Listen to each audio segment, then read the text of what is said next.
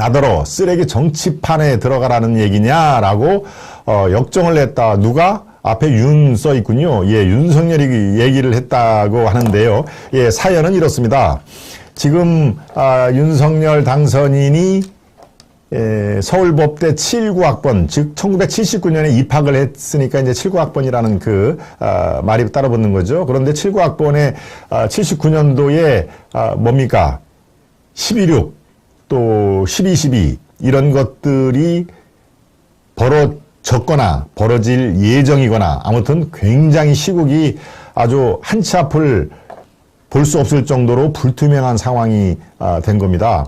그러니까 대개 요 79년도에 저도 선배 중에 윤석열 주변에 있는 사람들도 꽤 많고 그래서 얘기를 쭉 취재를 해보니 79년, 80년대, 80년대는 또 5.18 광주 민주화 항쟁 5.18이 또 있지 않습니까? 그러니까 79, 80년대 2년 동안은 거의 공부를 못했다. 공부를 안 했다. 상황이 그래서 공부를 못했다는 얘기도 되고, 아이고, 나라가 이렇게 어려운데, 이런 법전, 이렇게 딸딸 외워봤자 무슨 소리냐, 라고 공부를 안 하고 못하고 두 개가 다 겹쳤다는 얘기죠. 예, 그런 상태에서 이제 고시 공부 같은 것도 잘 안 했을 때입니다. 대개 81년, 네, 제가 이제, 대학을 81년도에 들어갔으니까 윤석열 당선인보다 이 두 해가, 후배가 된 것이죠. 네, 그 당시에 저쪽 그 관악산 밑에 있는 관악 캠퍼스는 아주 그 경찰들이요, 짭새라고 그랬습니다. 짭새. 사법 경찰들이 거의 반이 학교 캠퍼스에 상주를 했습니다. 그러니까 학생 반, 짭새반. 네, 여러분들 짭새란 말 오랜만에 들어보시죠?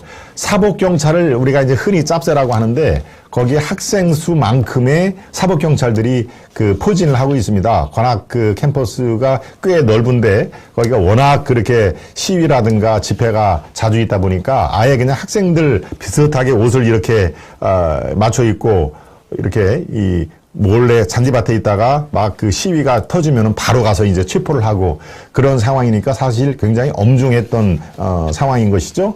네. 그런 상황에서 친구끼리 이렇게 술을 마셨답니다. 저녁 때 술을 마시고 야 성렬아 너는 그래도 이렇게 한 2년 동안 내가 지켜보니까 뭔가 좀 이렇게 보스기질도 있고 앞에 나서 이렇게 주의력도 있고 그런데 너 정치를 좀 하면 어떻겠냐라고 3학년 때 그렇게 그 법대 동기가 얘기를 했답니다. 예, 얘기를 하니까 그 얘기를 듣고 잠자코 있던 윤석열, 그 당시에는 학생이겠죠? 윤석열 학생이 한 말이 바로 이 워딩입니다. 나더러 쓰레기 같은 정치판에 들어가라고?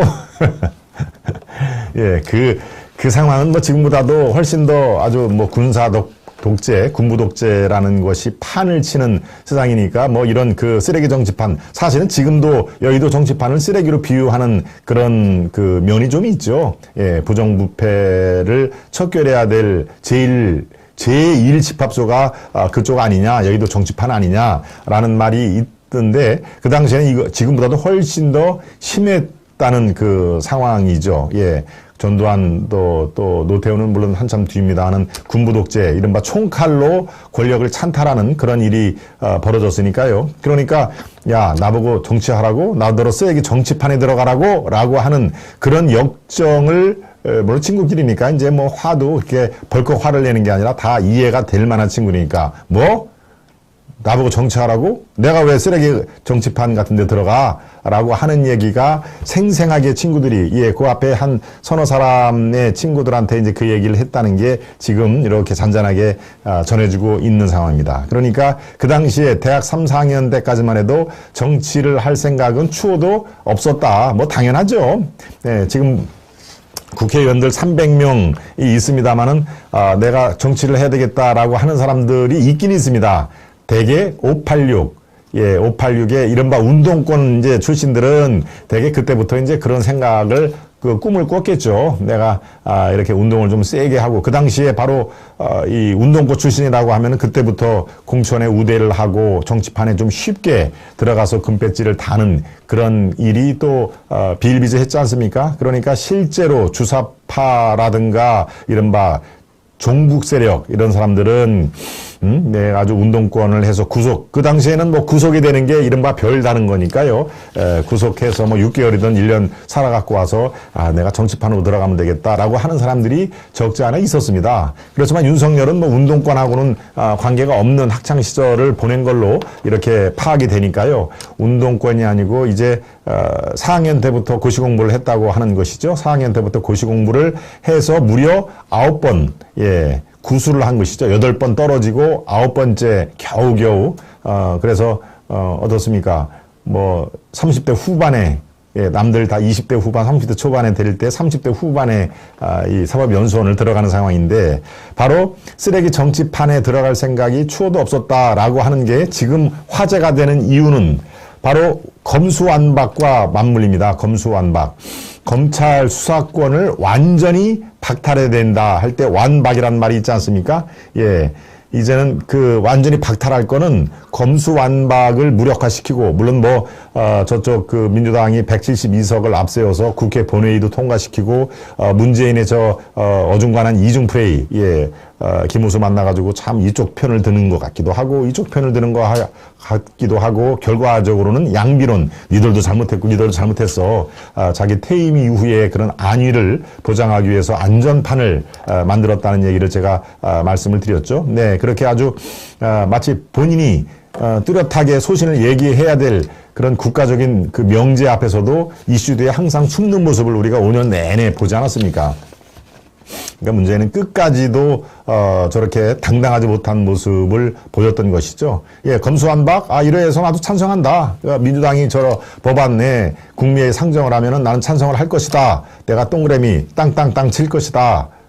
이렇게 하든가, 또 뭐 이 검찰 쪽에서 이렇게 그 면담 요청을 하니까, 그래 그것도 좀 이렇게 나는 소통 잘하는 대통령이야라고 또 얘기를 하고, 당신 끝까지 임기를 좀 지켜라라고 하는 얘기는 뭡니까? 임기를 지키면서 앞으로 1년 1개월 남았는데 임기를 지키면서 나를 좀 보호를 해다오. 지금 당신이 사표 내고 나가고 하면은 제 윤석열 또 한동훈 이쪽에서 검찰총장 더 센 놈을 또 내보낼 거 아니냐? 그럼 나는 뭐냐라고 하는 게 속마음이 있었겠지 않습니까? 바로 그런 상황에서 이제 완전 박탈을 할 게 검수완박이 아니고 국회의원, 기존 정치인의 특권을 제발 박탈을 좀 해주는데 앞장을 서달라라고 하는 그런 주문이 있는 것입니다.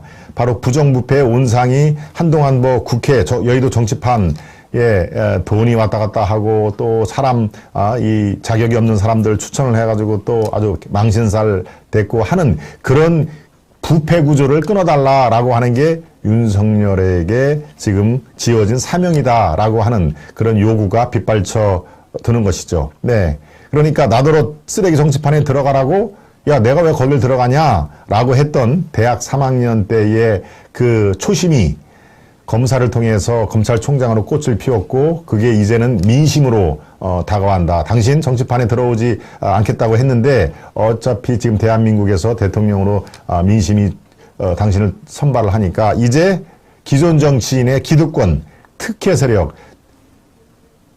대한민국 국회에 배지를 달면은 한 300가지 특혜가 있다고 그러죠. 자잘한 것까지 포함해서 300가지의 특권을 다 내려놓게 하라. 그게 당신의 사명이다라는 그런 아주 역사적인 그 준엄한 그런 명령이 앞에 기다리고 있다. 그래서 이 나더러 정치판에 들어가라고 역정을 낸 것이 오히려 30년, 40년 뒤에 또 다른 의미에서 활짝 만개를, 정치판의 부정부패를 만개를 처단을 하는 그런 역할을 하라.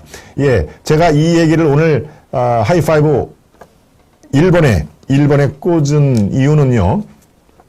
어제 국회 법사위, 바로 검수완박을 다루는 이 법사위에서 파행이 10시 한 반쯤에 막 고성이 오고 가고 파행이 났었죠. 어제와 오늘 아침에 시중에 유행어처럼 된 게 저게라는 말이 유행어가 되고 있는 판입니다. 그게 준비가 된 화면이 있으면은 보여드리겠습니다만은 저게라는 게 그 공식석상에서 얘기를 한 게 아니라 막 시끄러울 때 얘기를 해가지고 여러분들이 아마 정확히 보지를 못했습니다만은 여기에 등장하는 인물이 최강욱, 또 전주혜, 라는 인물들이 지금 나온 모양입니다. 예, 그런데 최강욱이는 뭐 우리가 읽히 알다시피 아주 상당히 강성이죠, 강성. 그리고 아주 뭐, 파이터입니다, 파이터. 아주 뭐 여기저기 부딪히고, 이 말도 세게 하고, 그런데, 바로 전주회 판사 출신의 국힘 의원이죠. 이제 최강욱과 어제 아주 한판 크게 떴던 그 장면이 있습니다. 그게 발단이 바로 적애라는 말인데요. 적애. 예, 이거는 또 두 사람의 또 강력한 감정 싸움이 있고, 이게 자칫하면은 또 이 고소고발이 이루어지기 때문에 제가 기사를 보면서 신중하게 말씀을 드리겠습니다. 국회 법사위 법안심사 소위는 이날 법원 행정처 차장에게 검수완박법안에 대해서 의견을 들었다. 이 과정에서 김 차장이 검수완박 법안은 위헌이라는 견해가 유력하다고 발언을 했자, 자, 여기서 이제 사단이 납니다. 그러자 민주당의 최강욱 의원은 김 차장에게 법원이 원래 안 그랬잖아 라며 강한 어조로 질타를 했어. 그렇죠? 저건 법원이 뭡니까? 김명수의 법원, 당신들 지금까지 우리하고 찰떡궁합으로 딱딱딱 맞았잖아. 근데 왜 이번 판에는 저렇게 뭐가 위헌이고 우리 편을 안 들어줘 라고 법원 행정처 차장이면은 사법부에서 한 세 번째, 네 번째 안에 드는 굉장히 높은 자리인데요. 굉장히 아주 세게 질책을 하더군요. 자, 이때 국민의힘 의원들은 최 의원의 발언 태도에 문제를 제기를 했다. 바로 여기에서 이제 나옵니다. 이렇게 소란스러운 제1소위 때 박주민 의원이 정의를 선언했지만 신경전은 계속 이어졌다. 이 과정에서 최강욱 의원은 바로 이제 여기에 발단이 되는 것이죠. 국민의힘 전주의 의원에게 반말을 하면서 발언을 이어갔던 것으로 알려졌다. 전 의원은 최 의원이 저에게 적애라고 하면서 모욕적인 발언을 했다며 사과를 요구했지만 거부해서 더는 회의를 할 수 없다. 이렇게 갈등이 폭발이 돼서 결국은 10시 반에 이제 서로 니들하고는 더 이상 못하겠다라고서 파헤친 것이죠. 그런데 바로 지금 이제 적애라는 말에 이 전주의 의원은 나를 보고 반말을 했다. 우리가 이제 좀 편한 그 후배한테는 야, 적애 어제 저런 짓을 했어 라고 할 때 그 적애라는 말을 하지 않습니까? 그렇게 나를 향해서 전주의 본인을 향해서 적애라고 나를 비하하는 그런 말투를 사용했다. 이건 용서할 수가 없다라고 얘기를 했고, 최강욱이는 뭐랬습니까? 이건 전주의 의원한테 적애라고 한 게 아니다. 지금 저 얘기가 나왔던 법원 행정처 차장, 지금까지는 우리와 잘 호흡이 맞췄는데 왜 검수완박에 대해서는 대법원 이 위헌 여부가 있다고 그래가지고 이걸 반대를 해? 저게 국민을 위하는 행동이야? 라고 총체적으로 적애를 쓴 거지 전주의 의원한테 그렇게 특정 콕 집어가지고 한 거는 아니었다. 라고 지금 이제 이 변명을 하는 것입니다. 예, 바로 최 의원은 설전 과정에서 전 의원이 그러니까 채널A 검언 유착 사건이나 저지르지 라고 했다고 한 것이죠. 저게 동료 의원에게 무슨 태도냐고 얘기했다. 바로 여기에서 이제 적애가 나오는 것이죠. 동료 의원에게 무슨 태도냐, 적애. 그러니까 저거는 전주의 나를 비하한 표현이다. 이 과정에서 적애라는 표현을 썼다고 국민의힘이 억지를 쓴다라고 지금 또 최강욱은 얘기를 하는 거죠. 최강욱은 야, 적애는 통칭 얘기하는 거지 당신 지칭하는 게 아니야. 왜 억지를 써? 라고 얘기를 하는 거고, 전주의 의원은 적애는 나를 비하하면서 이렇게 폄훼한 발언이다. 저거 사과를 하면 나는 용서할 수가 없다라고 하면서 어제 법사위 소위원회가 파행을 겪었다 하는 얘기니까요. 바로 저게 지금 우리가 보기에는 적폐인 것입니다. 저 말끝 물론 말 한 사람이 더 잘못이 있겠죠. 굳이 따지자면은. 네. 그런데 저런 그 감정 싸움, 말 싸움으로 갖고 다시 그 소중한 국회 법사위 임기, 물론 검찰 수사권 완전 박탈, 검수완박을 처리하기 위한 법사이기 때문에 야당 입장에서는 극렬히 결사 저지를 해야 되는 입장이겠지만 국민들 입장에서는 참 보기에 딱합니다. 말꼬리, 적애라는 말을 쓰면서 결과적으로는 법사위가 파행이 되는 그런 상황이니까 야, 이 적폐라든가 이런 거는 바로 국회부터 먼저 싹 청소를 해야 되겠다. 그리고 국회의원들은 지금 면책 특권도 있지 않습니까? 예, 국회 회기 중에는 어떠한 말을 해도 체포되지 않을 불체포 특권이 있는 것이죠. 그런 어마어마한 특권을 줬기 때문에 국회가 저렇게 싸움, 난동질, 지금은 없어졌지만 막 기물, 파손, 이렇게 무슨 뭡니까? 무슨 몽키 스패너인가요? 예, 이런 작물도 갖고 와서 막 문을 두드리고 하는 게 불과 몇 년 전까지도 우리가 목도를 하지 않았습니까?